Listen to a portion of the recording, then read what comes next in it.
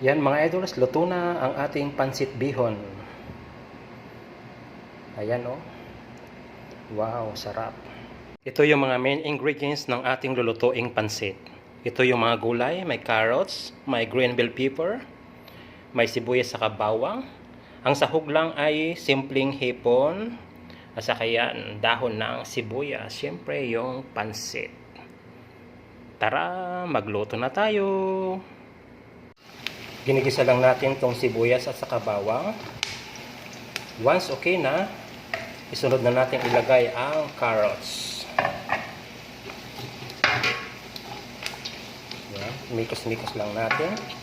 Mix lang natin. Madali lang maluto yung carrots. Ilagay ko na yung hipon.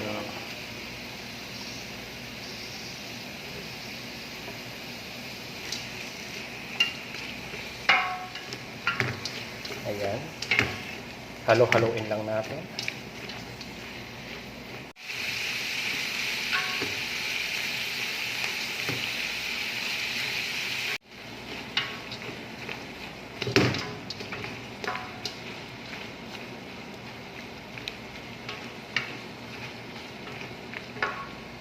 Ayan, luto na. Ilagay ko na yung bell pepper. Maglagay rin na rin ako ng magic sarap. Ng paminta. Siyempre, ng konting soy sauce. Halo-haloin natin. At malapit na itong maluto.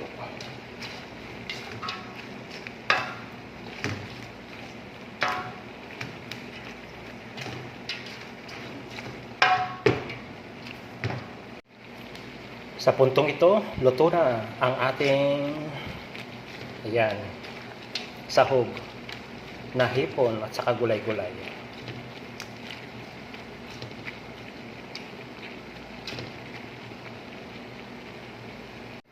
Nagpakulo lang ako ng tubig. Ayan, nilagyan ko na ng ingredients, ng toyo, ng oyster sauce, ng paminta. Ayan, timplado na yan mga idols. Ayan, sa puntong yan, ilalagay ko na yung bihon. Ayan. Ayan, halo-haloin lang natin para hindi dumikit sa ilalim at hindi masunog. Ganito ako magluto ng pansit bihon.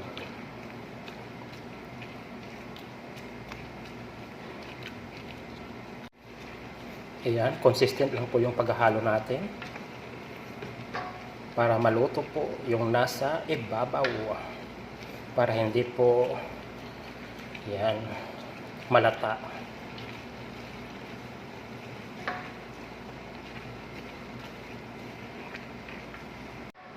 Ayan, malapit nang maluto mga idols. Ayan oh, konti na lang yung tubig niya, yung sabaw niya.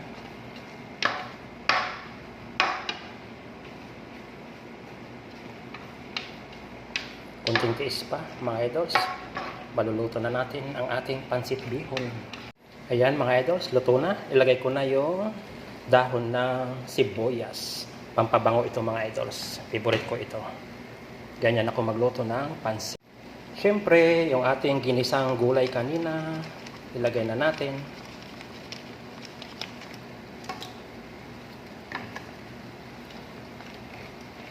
Then halo-haloin natin. Ayan. Pansit na mga idols. Wow. Kakain na tayo ng pansit bihon. Yan mga idols, luto na ang ating pansit bihon. Ayan oh. Wow, sarap. Pansit bihon is ready. Tara, kain na po tayo. Yum, yum, yum.